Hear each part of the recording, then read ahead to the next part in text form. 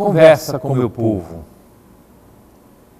Catequese sobre a celebração eucarística.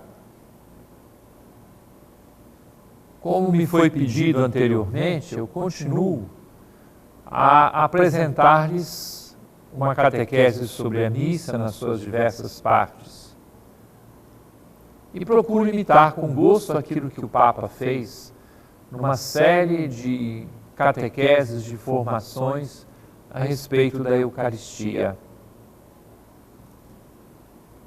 Nós continuamos a aprender sobre a missa e de forma especial nos preparamos porque daqui a poucos dias celebraremos a Semana Santa e a Páscoa.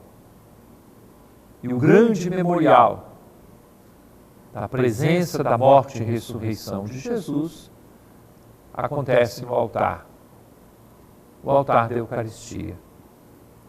E por isso começamos hoje a conversar a respeito da liturgia eucarística. Nós temos duas grandes partes na celebração da missa: a liturgia da palavra e a liturgia eucarística. Deus é sempre assim, Ele fala e Ele faz. E a Igreja torna presente através da celebração eucarística a nova aliança no corpo e sangue de nosso Senhor Jesus Cristo. O primeiro altar foi a cruz. E quando nos aproximamos do altar para celebrar a missa, a nossa memória vai ao altar da cruz, onde se realizou o grande e definitivo sacrifício. Um sacerdote que na missa representa Cristo, cumpre aquilo que o Senhor fez e confiou aos discípulos na última ceia. Tomou o pão e o cálice, deu graças, distribuiu-os aos discípulos: tomai e comei, tomai e bebei. E a conclusão: fazei isto em memória de mim. E até o final dos tempos, em toda parte, nós continuamos a fazer isso. Tornar presente o mistério de Cristo, o único sacrifício de Cristo está presente em cada missa que se celebra. É o único sacrifício de Cristo. E por isso que a Igreja, do nascer ao pôr do sol, em qualquer minuto, em qualquer segundo, em algum lugar do mundo, este sacrifício, o mesmo único sacrifício de Cristo, é oferecido ao Pai de forma incruenta na celebração da Santa Missa. Obediente ao mandato de Cristo, a Igreja dispôs a liturgia eucarística em momentos que correspondem às palavras e aos gestos realizados por Ele na véspera de sua paixão. Assim, na preparação dos dons, levam-se ao altar o pão e o vinho, ou seja, os elementos que Cristo tomou em suas mãos. Ele tomou o pão. Na prece eucarística, damos graças a Deus pela obra da redenção e as ofertas se tornam corpo e sangue de Jesus Cristo. Então Ele tomou o pão, deu graças. É a oração eucarística. Segue-se a fração do pão e a comunhão, mediante a qual revivemos a experiência dos apóstolos que receberam os dons eucarísticos das mãos do próprio Cristo. Tomou o pão, deu graças, partiu e deu aos seus discípulos. Esse é o esquema da nossa liturgia eucarística que começa na hora da procissão das ofertas. O primeiro gesto é aquele sobre o qual queremos conversar hoje. Tomou o pão e o cálice com vinho. É a preparação dos dons. É a primeira parte da liturgia eucarística. É bom que o pão e o vinho sejam apresentados ao sacerdote pelos fiéis, porque representam a oferta espiritual da Igreja ali congregada para a Eucaristia. Por isso que nós temos na procissão das ofertas, especialmente nos domingos das nossas paróquias, que o pão e o vinho são conduzidos lá do meio do povo por algumas pessoas e apresentadas ao sacerdote que preside a celebração. É significativo que o bispo, quando ordena um novo padre, semana passada eu ordenei o padre Humberto, e eu disse para ele, recebe a oferenda do povo santo para apresentá-la a Deus. O povo de Deus leva a oferta, o pão e o vinho, para a Santa Missa. Nos sinais do pão e do vinho, o povo fiel põe a própria oferta nas mãos do sacerdote, que a coloca no altar, mesa do Senhor, que é o centro de toda a liturgia eucarística. E, portanto, o centro da missa, no altar, o altar é Cristo, e é necessário olhar sempre para o altar, que constitui o cerne, o coração da missa. Por isso, no fruto da terra e no trabalho humano, nós oferecemos a nós mesmos como compromisso dos fiéis a fazer de si mesmos, obedientes à palavra divina, um sacrifício agradável a Deus Pai Todo-Poderoso pelo bem de toda a Santa Igreja. Assim, a vida dos fiéis, seu louvor, seu sofrimento, a sua oração e o seu trabalho se unem a tudo aquilo que Cristo fez e viveu, a sua entrega total, adquirindo assim um novo valor. A oração que o sacerdote diz na hora de apresentar o pão e o vinho é uma inserção bonita, baseada também em orações antigas e alguns textos do Antigo Testamento, mas foi inserido por São Paulo VI. Bendito sejais, Senhor Deus do Universo, pelo pão que recebemos de vossa bondade, ou vinho, fruto da terra ou da videira, e do trabalho humano que agora vos apresentamos, e para nós vai tornar o pão da vida e o cálice da salvação. Que beleza! É um agradecimento a Deus. Aquele momento é mais de agradecer do que de oferecer, porque o verdadeiro ofertório da missa ocorre após a consagração, quando a gente oferece o único sacrifício agradável e aceito a Deus, que é a imolação do seu Filho Jesus Cristo. Sem dúvida, podemos dizer que a nossa oferta é pouca coisa. Cantamos tantas vezes o que temos é tão pouco para dar. Mas Cristo tem necessidade deste pouco. O Senhor nos pede pouco e nos dá muito. Pede-nos pouco. Na vida diária, Ele nos pede a boa vontade, um coração aberto, a vontade de ser melhores, para receber aquele que se oferece a si mesmo a nós na Eucaristia. Pede-nos essas oblações simbólicas, que depois se tornarão o seu corpo e o sangue. Uma imagem desta oblação de oração é representada pelo incenso, que é consumido no fogo, libera uma fumaça perfumada que se eleva. Incensar as ofertas, como se faz nos dias santos, incensar a cruz, o altar, o presbitério, o povo sacerdotal, manifesta o vínculo de oferta que une todas essas realidades ao sacrifício de Cristo. Depois, é bom recordar que no altar existe Cristo. É o mistério da cruz. Levamos o pouco dos nossos dons, o pão e o vinho, e depois se torna o muito, do tamanho da eternidade, que é o próprio Jesus que se oferece por nós. É tudo isso que se expressa na preparação das ofertas. E depois naquela oração sobre as oferendas. O sacerdote pede a Deus que aceite os dons que a igreja lhe oferece, invocando o fruto do admirável intercâmbio entre a nossa pobreza e a sua riqueza. No pão e no vinho, nós apresentamos a oblação da nossa vida, a fim de que seja transformada pelo Espírito Santo no sacrifício de Cristo, tornando-se com ele uma única oferenda espiritual agradável ao Pai. Enquanto concluímos assim a preparação dos dons, nós nos preparamos também para iniciar a prece eucarística. Qual é a espiritualidade da preparação das ofertas? A espiritualidade da doação de si, que nos ensina e pode iluminar os nossos dias, o relacionamento entre nós, aquilo que nós levamos a cabo, os sofrimentos que encontramos, ajudando-nos a construir a cidade terrena à luz do Evangelho. Caríssimo irmão, caríssima irmã, permaneça conosco. Daqui a pouco estamos de volta. Conversa com meu povo.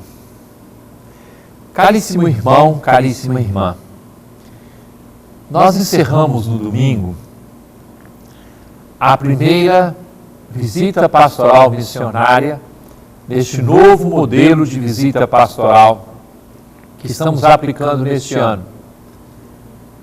Nós faremos 7 grandes visitas pastorais. É a nossa forma de comemorar os 300 anos da criação da Diocese de Belém. Todos sabem que a nossa Diocese foi criada em 1719, no dia 4 de março.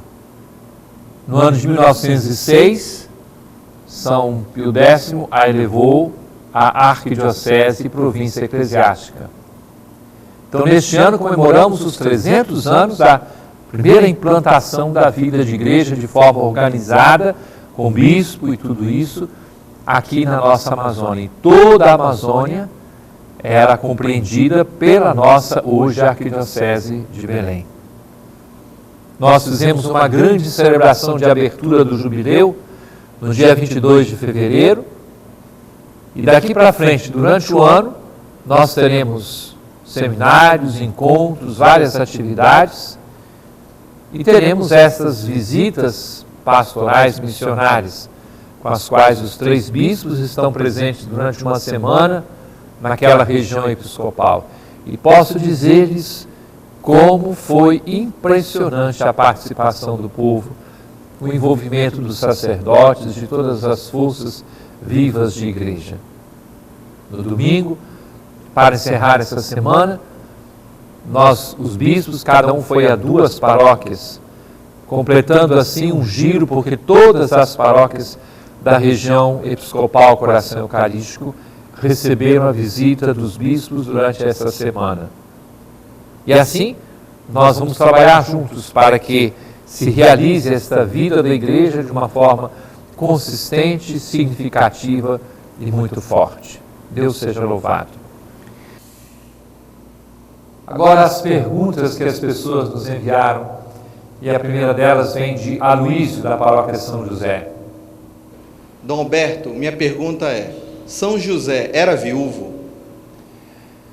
Aloísio, espalhou-se uma tradição, quer dizer, um costume em vários locais do mundo de falar que São José era viúvo quando depois Nossa Senhora foi dada em matrimônio a ele. Não há qualquer fundamento bíblico seguro para afirmar que São José era viúvo. Pelo que me parece, os 2 eram jovens quando se casaram e depois, misteriosamente, aquele casamento aconteceu, como a Sagrada Escritura nos mostra. Então, não há qualquer fundamento seguro para dizer que São José fosse viúvo antes de estabelecer essa união com Nossa Senhora. A segunda pergunta é de Maria do Socorro Lisboa, também de São José. Dom Taveira, é permitido ou não, durante as celebrações da Santa Missa, a manifestação com palmas? Muito obrigado, Maria do Socorro, pela sua presença. Há poucos dias eu fui celebrar com um grupo e no final da missa as pessoas queriam agradecer a presença do bispo e alguém disse assim: não podemos bater palma porque é quaresma, então tem que mexer a mão assim. Veja só, existe uma recomendação na instrução Redemptionis Sacramentum de evitar manifestações muito barulhentas na Santa Missa. Eu encontrei com um bispo africano e ele me dizia: olha, essa norma, na África, sem dança e sem palmas não funciona nada. Então as coisas são muito mais culturais do que de normas. Muitas vezes as pessoas, na aclamação ao Evangelho, e você percebe que durante a quaresma os cantos não têm aleluia, então eles são mais sóbrios. Portanto, é interessante, mas não é proibido, que durante a quaresma, se faça a manifestação mais sóbria.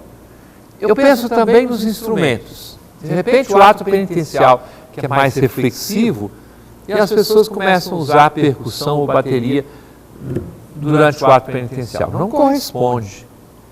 Agora, a aclamação, aleluia, em termos de Páscoa, é muito quase natural que as pessoas comecem a bater palmas. Portanto, eu prefiro não dizer permitido ou não, mas conveniente em tais circunstâncias ou em outras circunstâncias. Aí você vai às paróquias e o pessoal tem um costume que às vezes acho um pouco exagerado, mas eu não acho ruim, respeito, de toda a missa chamar os aniversariantes para cumprimentá-los. Tudo bem, não tenho problema com isso. Aí chamam lá e cantam os parabéns e bate palmas. Eu não vou brigar por causa disso. Acho que é muito simples e muito espontâneo. A próxima pergunta é de Maria Eunice Santos, também da Paróquia São José. A minha pergunta ao nosso arcebispo Dom Alberto: como Noé escutou a voz do Senhor? Veja só, Maria Eunice, nós temos expressões que são muito interessantes. São José, o anjo apareceu em sonho. Nossa Senhora, o anjo Gabriel apareceu a ela. Depois os profetas seguiram a voz do Senhor. Deus nos fala através dos acontecimentos, Deus nos fala por inspiração no nosso coração, e Deus pode falar-nos com revelações extraordinárias que são mais raras. Então, a Escritura diz que Deus falou para Moisés, falou para Noé, para outro daqui por diante. Depende muito da circunstância. Quando a Escritura fala que Deus se manifestou, está dando importância àquilo que aquela pessoa fez. Portanto, Deus se manifesta de várias formas. Ele pode dar uma inspiração interior, como pode fazer uma revelação extraordinária, ou pode falar através de outras pessoas ou dos acontecimentos. O que pede que nós façamos sempre um discernimento corajoso, forte, alegre, para descobrir qual é a vontade de Deus. A próxima pergunta vem de Maria Leonora Santos, da Paróquia São José. Eu tenho uma grande dúvida sobre os mistérios do terço, porque eu nunca decoro, e aonde eu estou, às vezes eu gosto de rezar o terço, e eu gostaria de saber se fica valendo, se Jesus entende, mesmo que eu não diga os mistérios do terço. Um abraço para a senhora, Dona Maria Leonora. A senhora me faz lembrar quando eu era criança que eu não conseguia ainda decorar os mistérios. E eu falava assim, mistério contemplado. Aí continuava a rezar. Olha, se eu rezo o Pai Nosso, 10 Ave Marias, Deus sempre vai atender. E Nossa Senhora vai estar junto da gente, de qualquer maneira. Colocando os mistérios ou não. Só que a característica da oração do Rosário é você, como ensinava João Paulo II, contemplar os mistérios de Cristo com o olhar de Maria. Pessoas que me fazem perguntas semelhantes àquela que a senhora faz, eu sugiro que procure ter um livrinho, umas folhas onde tem os mistérios, para facilitar para a pessoa. Só que se a senhora não tem essas coisas na mão, não é que a oração fique sem valor, ela vale sempre. Pergunta de Maria Lúcia, da Paróquia São José. Gostaria de saber, Dom Alberto, o ápice da Semana Santa, a Quinta-feira Santa, a Missa dos Santos Óleos, qual a sua grande importância para o catolicismo? Muito obrigado, Dona Maria Lúcia. Eu aproveito porque uma outra pessoa me fez uma pergunta, onde é que está o ápice? Então, ponto mais alto. Nós estamos na Quaresma. Quaresma, esse tempo de preparação. Aí chega a Semana Santa, a partir do Domingo de Ramos. Ali nós vamos viver o mistério de Cristo Eu faço uma comparação. Aqui nós temos um prédio chamado Casa das 11 Janelas. Quer dizer, tem muita janela, tem muito olhar para a gente encontrar o mistério de Cristo. Então, no Domingo de Ramos, nós vemos o mistério de Cristo a partir da entrada dele em Jerusalém para se doar totalmente. Então, é uma visão. Segunda, terça e quarta, a gente acompanha um pouco aquelas pessoas que participaram do mistério de Cristo. Marta, Maria e Lázaro, a história de Judas, a história dos apóstolos e daí por diante. Bom, na quinta-feira santa de manhã, nós temos a chamada missa da unidade, a missa da bênção dos santos óleos. É interessante isso aqui. Na tradição da igreja havia uma primeira missa bem cedinho, que era a missa da reconciliação dos penitentes. Eu encontrei alguns anos atrás um texto magnífico, que era a oração de reconciliação e de perdão, porque os penitentes que tinham feito pecados públicos, né? Então o assassinato, a idolatria, o adultério, eram pecados públicos, considerados públicos, e a pessoa fazia a penitência durante a quaresma, e naquela manhã de quinta-feira, o bispo reunido na catedral, na praça, e aí fazia a readmissão daqueles fiéis na comunidade cristã. Depois, a tradição bonita, o costume de, na quinta-feira santa, abençoar os óleos para expressar a unidade da igreja. Até aqui vai todo o período de preparação e reflexo da quaresma. Agora começa, vamos chamar assim, o ápice. O ápice é a Páscoa do Senhor. Qual é o ápice? Quinta, sexta, sábado, domingo. Pronto. Como se fosse uma única palavra. Quinta-feira à noite, a Páscoa da ceia. Sexta-feira, a Páscoa da cruz. De sábado para domingo, a Páscoa da ressurreição. É claro que tudo converge para a Páscoa da ressurreição, porque ali é o coração. Vamos chamar ápice, sim, mas eu prefiro dizer que o ápice é Páscoa da ceia, Páscoa da morte, Páscoa da ressurreição. Vai até o domingo. Esse é o ponto alto da nossa fé, que é centrada exatamente na graça do batismo. Por que existe quaresma, Semana Santa e tudo isso? É para cada um de nós renovar na noite de Páscoa o seu batismo. Sim, porque é aí que nós fomos mergulhados na morte e ressurreição de Cristo. Não é, em primeiro lugar, uma espécie de teatro, porque a Páscoa, morte e ressurreição de Cristo acontece em cada missa da qual nós participamos. Caríssimo irmão, caríssima irmã, vivamos bem estes dias de quaresma na graça de Deus. Abençoe-vos o Deus Todo-Poderoso, Pai, Filho e Espírito Santo. Amém.